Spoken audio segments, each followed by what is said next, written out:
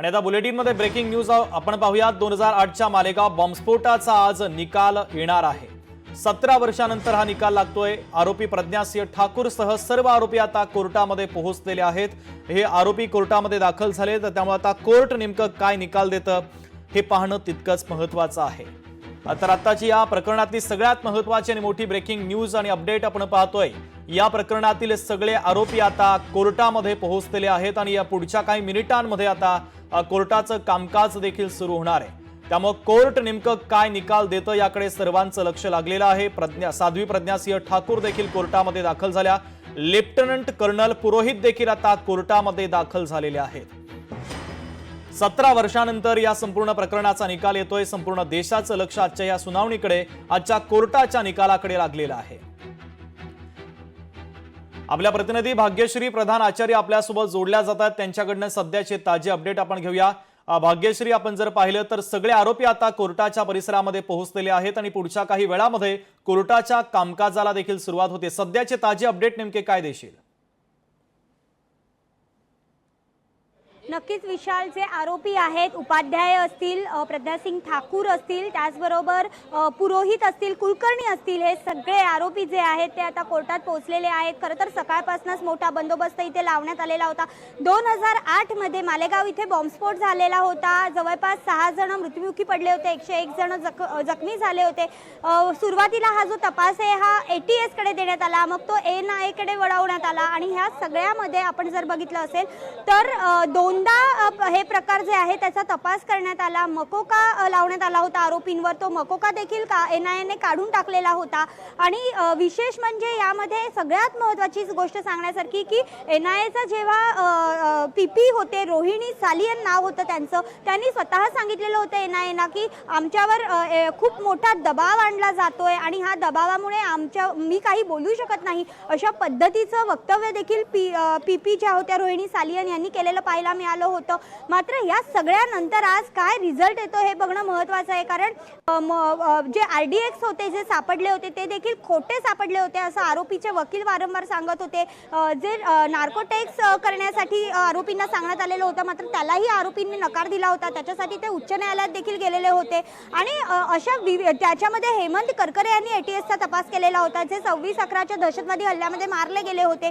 आणि या सगळ्याचा जो एकमेकांशी लिंक आहे ते सगळं महत्त्वाचं आहे. त्यामुळे आजचा निकाल बघणं महत्त्वाचं आहे. निर्दोष जे आरोपी आहेत ते सुटणार का, आणि जर हे निर्दोष सुटले तर जे दोषी आहेत त्यांना कशी शिक्षा होणार, विक्टिम्स जे आहेत, जे जखमी झालेत, जे मृत्युमुखी पडलेत, त्यांना न्याय मिळणार का, या सगळ्या विषयी बघणं आज खूप महत्त्वाचं आहे. मात्र कोर्टामध्ये आज मोठा बंदोबस्त ठेवण्यात आलेला आहे. इतर कुठल्याही केससाठी देखील सामान्यांना सोडताना चेकिंग जी आहे ती प्रचंड मोठ्या प्रमाणात केली जाणार आहे अशी माहिती पोलिसांकडून दिली जाते. आणि आता जर बघितलं तर काही क्षणामध्ये या निकाल वाचनाची जी सुरुवात आहे ती सुरुवात होईल.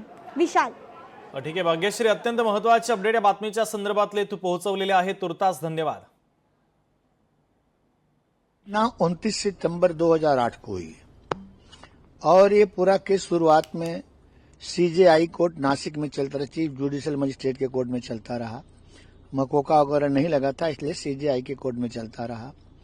बाद में ATS को ट्रांसफर हुआ. ATS ने मैनिपुलेशन करके मकोका लगाया राकेश धावड़े के थ्रू. राकेश धावड़े बाद में डिस्चार्ज हो गया और मकोका भी निकल गया. अभी तक 323 साक्षीदारों की गवाही हुई है और एक एक गवाह कई दिन लेता था. ऐसा नहीं एक दिन में 2 गवाह हो गए. सभी गवाह लंबे थे.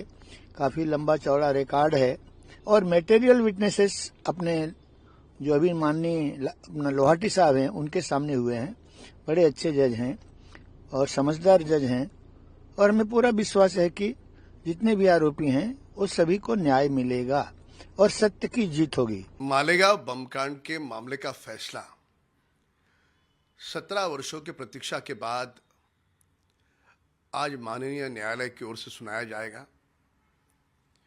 विगत वर्षों में हमने देखा कि जब ये मालेगांव बमकांड का मामला हुआ उस समय महाराष्ट्र में कांग्रेस की सरकार थी और उस सरकार ने पुलिस को हाथ में रख करके किस प्रकार से हिंदू संगठन, RSS और हमारे कुछ नेताओं को जानबूझ करके वहां पे तहकीकात करने वाले अधिकारियों पे दबाव बनाया।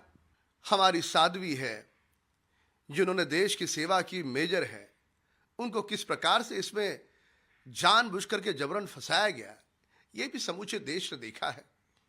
पर खैर, आज प्रतीक्षा है कि न्यायपालिका से उन्हें न्याय मिलेगा। हम लोग निर्दोष साबित होंगे और बाइज्जत बरी होंगे। जो भी प्रोसिक्यूशन का थ्योरी था कि हम लोगों ने कॉन्स्पिरेसी की, वो गलत है। जो आरडीएक्स प्लांट किया गया एटीएस ने और झूठे गवाह खड़े किए एनआईए की जांच में, वो साबित हुआ कि वो सब गलत है। और जब न्यायालय में विटनेसेस आने लगे तो 30 से ज़्यादा गवाह यहाँ पर आके होस्टाइल हो गए और पूरी की पूरी जो एटीएस की थ्योरी थी वो सारी की सारी यहाँ ध्वस्त हो गई। हम लोग पूरे आज जो फैसला आने वाला है इसमें हम लोग बाइज्जत बरी होंगे और निर्दोष साबित होंगे। मी प्रत्येक तारखेला विश्वासाने न्यायालयामध्ये आलेलो आहे की आमच्या मस्तकी जो धदांत खोटा आतंकवादाचा, दहशतवादाचा कलंक लागलेला तो मिटावा म्हणून। मी पहिल्या दिवसापासून वकील केला नाही। मी पहिल्याच दिवशी नार्को टेस्टला, ब्रेन मॅपिंग टेस्टला आणि पॉलिग्राफ टेस्टला मी नो ऑब्जेक्शन दिलेलं होतं।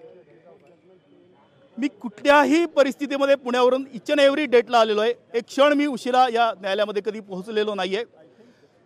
त्यामुळे मला पूर्ण विश्वास आहे की स्वायत्त सार्वभौम न्यायालय जे उपलब्ध अभिलेख आहे त्याच्या आधारावरती कायद्याच्या चौकटीमध्ये आमच्या निर्दोषत्वावरती शिक्कामोर्तब करेल।